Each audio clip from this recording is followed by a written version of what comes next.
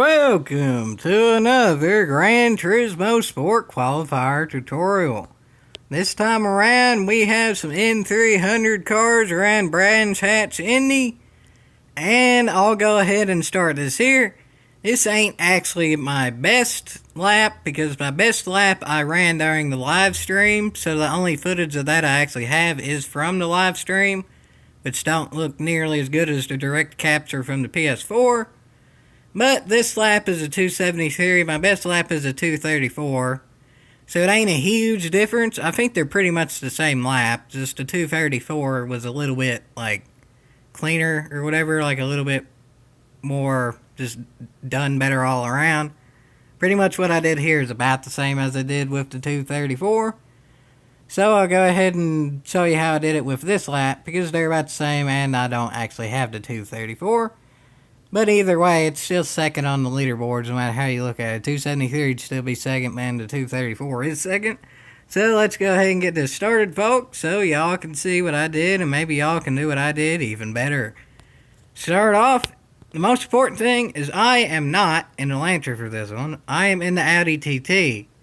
For whatever reason, I always run faster since update 105 in the TT than the Lancer, no matter what track it is.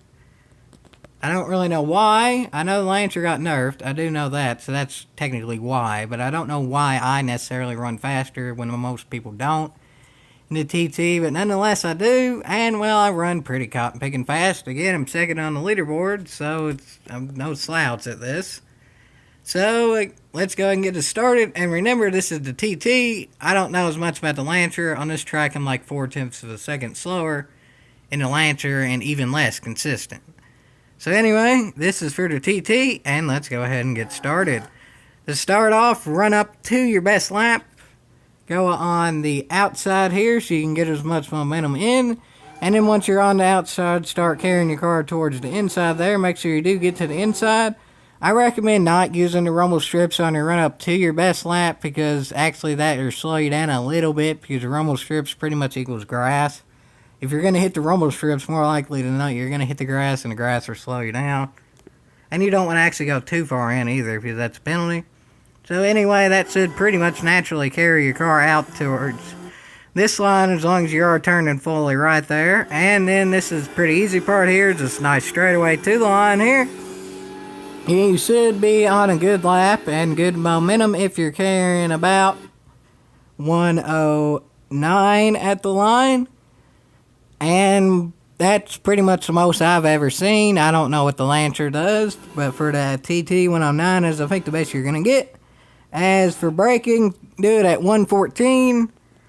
Pretty much right at 114. I've actually seen 115 before I made the turn, but I think 114 you're going to make it most precise. But go in there, sort of kind of trail brake, which means kind of go on the brake, then go on the turn, then go on the brake, then turn. And I'm not the best at that, but it does seem to kind of sort of work. And then go into this turn. Here you're fine using the grass some, because it's not that big of a straight bit coming up. And you actually carry more momentum on the grass here, kind of ironically, I guess because it's down a hill. That gives you more momentum. And then once you do that, that should again naturally carry your car towards this apex, as long as you're turning fully right here. For the next turn, you want to brake a little bit before that sign up top there, billboard, whatever. I think it's at 94 miles an hour if you're carrying the most momentum possible. And then once you brake into this turn, you're okay not going right on that apex to the right there. Because actually, if you go a little bit wide from that apex, you can angle your car better going up to the next apex, kind of the rumble strip area, because just, I guess, physics. If you go right on the apex, you don't get as good of an angle. But going a little bit wider, you get a better angle. And you want the best angle possible to carry the most speed possible, because there, as you can see there, it carries you better to the apex with more momentum. And then you want to angle your car out to the right here, so that way you can quickly angle your car to the left. And then here you should be going at 82 or so when you brake.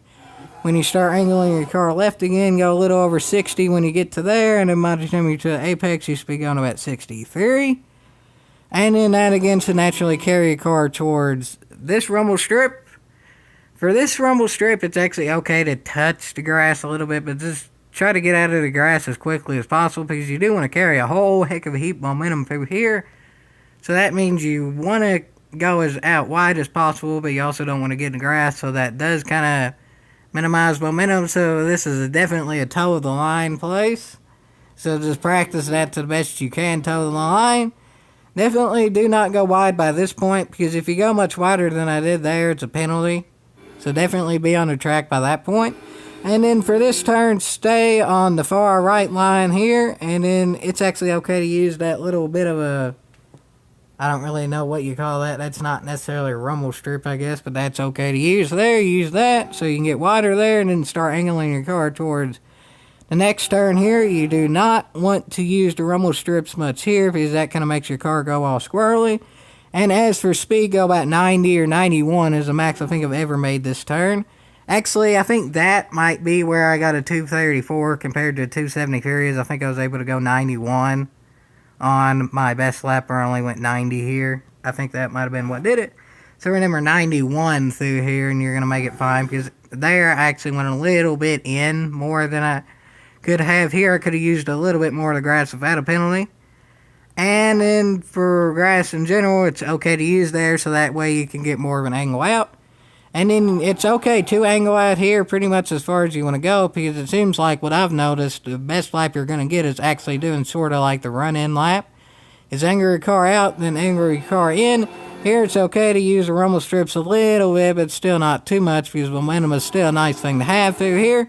And then again, that should have your car naturally go out to the outside there, and I think that is the best way of going about it.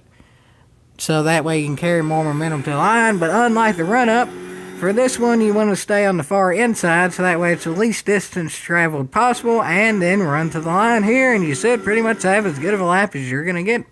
Hopefully, at least. Hopefully. And hopefully that did help you all, and maybe, just maybe, y'all can run as good of a lap, if not better. So I'll go ahead and show you all the tune coming up here. And there you have it, folks. For brake balance, I know different people run different stuff for this. So it's sort of what you're used to, but I just am more used to it being in the middle. But for the rest, you probably do want to pretty much use the tune, because brakes are kind of just more how you know it. But for everything else, it kind of 100% affects how the car acts. For the ride height minimum, for the spring rate maximum on both front and rear, which I know for European it's different measurements than this, but remember ride height maximum, ride height minimum, no matter where you are, ride height minimum. Spring rate maximum, no matter where you are, maximum. So you don't necessarily need to remember numbers, it's ride height minimum, spring rate maximum. And then for the stabilizers, max. For the damper and compressor, minimum. For the camber, not really too much for this car. Just 1.5 on each side. Some cars run 2 or even more. Also in this game, compared to GT6, in GT6 you wanted to play with the toe more and kind of leave the camber alone. In Sport, you actually use more camber than toe. I guess that's just something they fixed from the games.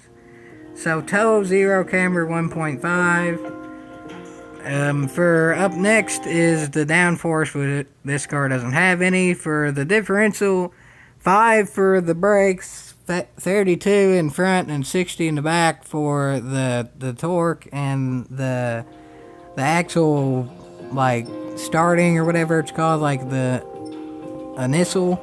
I don't 100% know what that means really. I don't really understand initial torque. That doesn't actually make sense to me, but that's 5. I would think torque is torque no matter when it is, but I guess maybe they have technology now where you can have different torque in different places. I don't know. Some of the technology is over my head. But anyway, for transmission is 124, which is minimum. Again, you don't necessarily have to remember numbers, just remember minimum. And the rest is actually the default, so just default and then 124, and then you have that. And then finally, the final time. At this point, I was first. Now I'm second to IOF Racing, but I can't complain being second to IOF Racing. That's still pretty god-picking good. So again, hopefully this helped y'all. Maybe y'all can do as good of a lap, if not better. And as always, yeehaw!